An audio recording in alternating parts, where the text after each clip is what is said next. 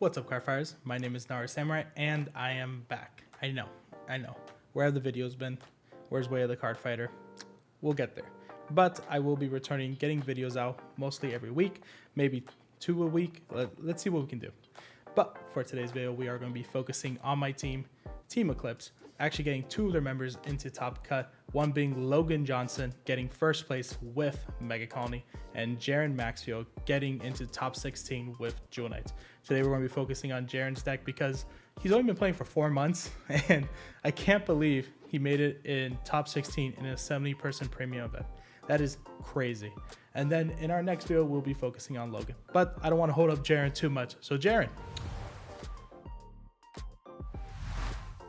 Hey, what's up guys? It's Jaren here, the newest member of Team Eclipse. Regrettably not moist critical, but that's fine. We just got back from KSC's Ramada event, and it was my first big major event, playing only learning the game for the last 6 months. And I ended up getting top 16 with Jewel Knights. So without further ado, let's get into the deck profile. Alright, to start it off, we obviously have our starter. We run a V-Series starter because card draw is nice, quick shield is pretty helpful in a lot of matchups.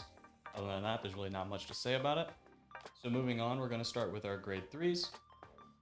To start off, we run for Ashley.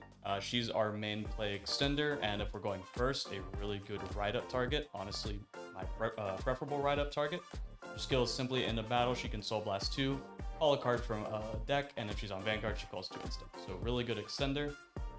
Our next grade 3, we also run a 4 of, and really it's our only other grade 3 in the deck.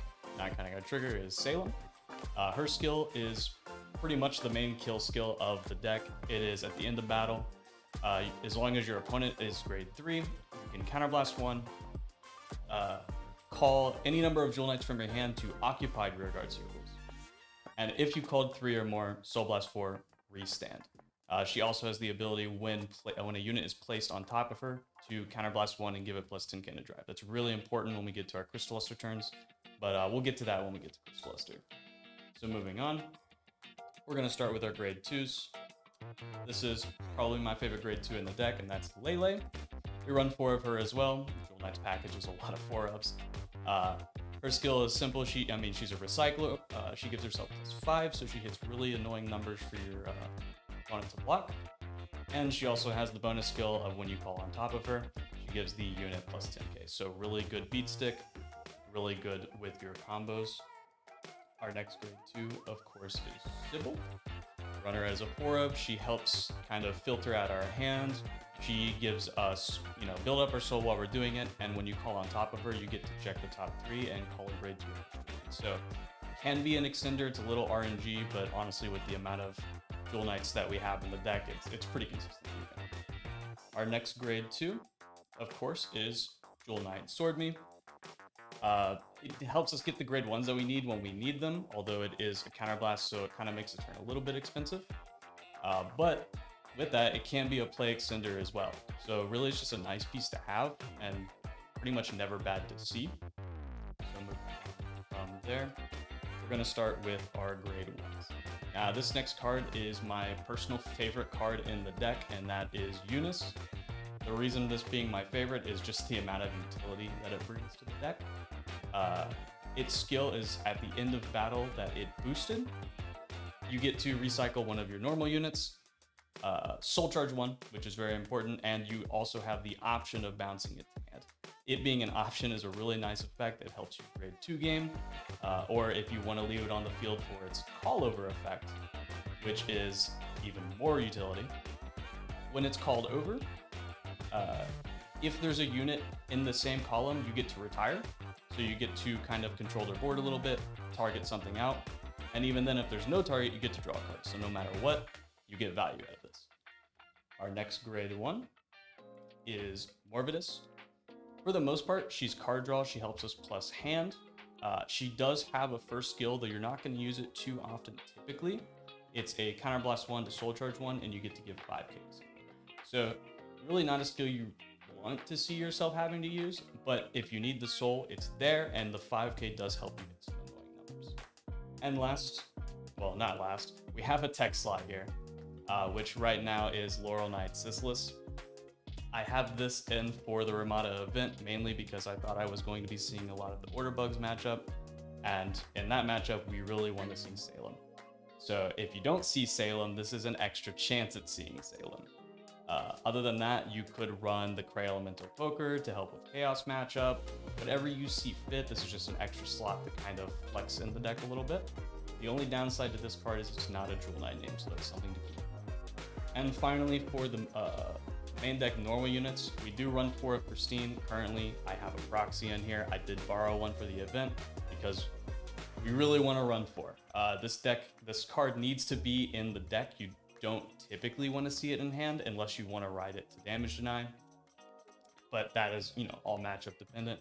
This is the card you are wanting to call off your Ashley calls for your play extension. Her skill is, of course, when placed, if you have 3 or more other Jewel Knight rearguards, you can counterblast 1, reveal any grade 3 card from hand, search your deck for a grade 3 Jewel Knight, call it, and then at the end of turn it will bounce back to your hand and you discard a card. So it's a really good skill to have. It's pure play extension. You can get so many attacks out with this card, and then of course it's a normal unit, so you can still recycle it back in the deck and just extend it further.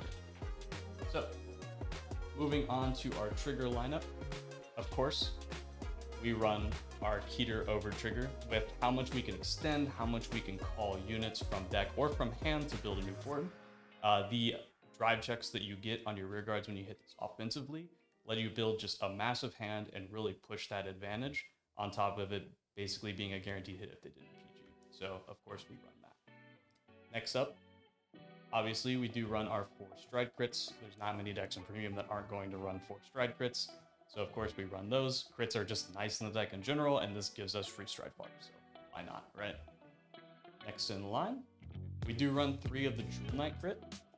This card is all around value for the deck. It's an extra Jewel Knight name on top of being a crit trigger.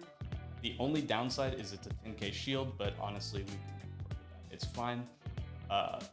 It does have the nice skill of being able to plus to hand at the end of turn if you meet its 3 other Jewel Knight rearguard requirement. And with that, it helps you grade 2 game a little bit and shuffles itself back in the deck. So overall, just a really nice card to have, comfortable at 3 of. And this next is my personal preference. For our Sentinels, run 2 crit Sentinels and 2 draw PGs. I can see this being flexed, one way or the other, but the 30k shield I think typically is enough, and I really like having the extra 2 crits in the deck, especially with our new G guard, which we'll get to later. I'm pretty comfortable having just 2 perfect guards. I could see moving numbers around to run the Jewel Knight PG that's grade 1 just to have another Jewel Knight name in the deck, but this to me is a really comfortable number for our Sentinels. And finally, of course, we do run 4 of our grade 3 Heal Guardians. The effects of the plus 10k to end of turn and a -2 crit, really nice to have if you need it. And then obviously 4 heals for G guards and for healing. So not really much to say about those. We pretty much all know that lineup. So moving on to our G zone, I currently run 3 of Crystal Luster. This is pretty much the main card of the deck. This is your power, this is your kill, this is your pressure. It's a Royals deck, so pretty much everything you do is revolving around this card. Its effect, if you're unaware, when placed, flip another card in your G zone face up and you copy the skill of the heart card. Why this is really important is because when you stride into this on your Salem turn, not only are you copying the Salem skill of restand, being able to call a new board and restand, but because Salem is specifically when placed upon and not when rode upon, we can also spend a counterblast there and give our Crystal Luster plus 10k and quad drive. So it is a big threat. It's 4 drives, and if you can get the Salem skill off and restand, which with how much this deck can draw and filter hand, it's very consistent to do so. You're pretty much getting 8 drive checks a turn consistently. So with how many crits you run in the deck, it's very easy to just push the game. Not to mention the GB3 guard restrict. It's very nice to have. So the next card is our new stride that just came out. And I want to talk a little bit about this card because I'm honestly very impressed with what the card can do compared to what I thought about it at first. I originally liked the card just because it looked and it was kind of flip fodder for my Crystal Luster, but it does have real use.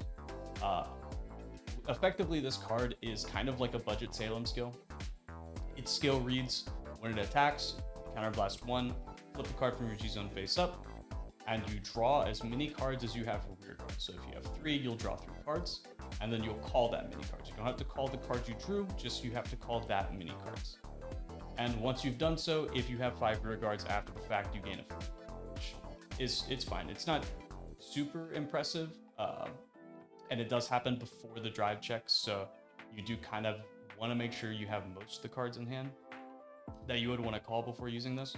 But where it comes in handy is if you only have the 1 CB, this card can still get you a minimum 5 attacks, and it's really easy to hit its 5 rear guard restriction after the call with just 3 rear guards. It's pretty easy to get what it wants to do, and it is also kind of a last-ditch effort if you're playing Order Bugs and you didn't see your Salem ride up. This card does call for command, so it can get around their resting effects. Up next, I do run 2 Divine Knighted Twin Absolutes. Most of the time, you're not going to see this card too often. It is kind of a late game, if the game goes that late, which we don't see too much right now. But its effect is very similar to Ashley's, in that it's calling 2 grade 2 or less cards from the deck, but it's a counterblast, and when it's boosted, what's really nice about this card is its effect to give plus 5k for each face-up card in your G-zone is not restricted to its call. So if you start with this card and you're going into your Ashley turn, every Ashley you call and everything you call off that Ashley, those extensions, they're all getting its power bonus. So if you are late enough in the game that you have, let's say 3 or maybe 4 cards face up in the G-zone, everything you call is getting plus 20k. So if you have a game that goes that long, it's a nice card to have. You get big boards, big numbers, and you can kind of push the kill at that point. Next up, I think we will go into just some of our generic flip fodder just to show. I do run kind of 3 cards that were not really useful in the deck. This is flip fodder. If I don't know what to target or what I might need, I'll just flip one of these. You can pretty much run anything in those slots. So now I want to go to our G guards. I'm going to start with our new one. Royals did finally get a perfect guard G guard. It's a little restrictive, can be played around, but we got one, so I'm not going to complain too much. Its skill reads, when this is placed, you can choose one of your grade 2 units, and it gets the skill that it gets plus 10k shield, and the skill of when it intercepts, counterblast 1, soul blast 1, and the intercept basically becomes a perfect guard. So if they're swinging at your rear guards, it can be a little hard to get off, but it is really nice to have, and it's why I'm more comfortable running just 2 perfect guards in the deck. So overall, won't complain about it. It's very nice, comes in handy when you need it. Next is kind of just some nice Cray elementals to have in Royals. I'll start off with the one of Bismal. I don't use this card too much anymore, but if you have 2 G guards in hand and you really need to protect yourself, you can use this to target the grade 2 unit that you want to target with your perfect guard G. It's kind of an expensive turn to do, but if you're playing against a deck like Dimension Police, something like that, where you just need a non-Sentinel perfect guard, burning the 2 heal guardians from hand, I mean, it's expensive, but it's better than losing the game, right? Next up, I do run a run of Rectum. The main reason I use this card if I'm going into a G guard is if I'm wanting to filter the hand, if I just have a card I'm fine with dropping, or if I just want to G guard and still take the damage, just to get the generation break open. It's a card that I'm not too upset if I lose, just because I'm filtering from hand and it doesn't have any crazy important other effect. And next up, we have our Mascal, just a one-of. Unfortunately for Royals, this is the biggest shield value we can get out of a G guard, and it is a disappointing 25k on a Generation Break 1 requirement. Other than that, there's not much to say about it. You flip another G guard up, and it gets 25k. If you have a guard from hand restriction and you just need to hit that number. And then finally, my Mascal target. Its Marin doesn't really have much use in Jewel Knights. Its skill cannot function in Jewel Knights, but it's just a G guard that I slotted into G zone to target flip for Mascal without losing anything. But yeah, other than that, that's the whole deck for Duel Knights. It's a pretty self-contained package. Thank you guys for watching. All right, well, thank you guys for watching. That was the Duel Knights deck profile. If you want to hear more about my matchups, I did a podcast with Naru and our other teammate Logan, who also placed first in the event. We talked a little bit about the matchups, about the event in general, so you should check that out on Twitch and Spotify.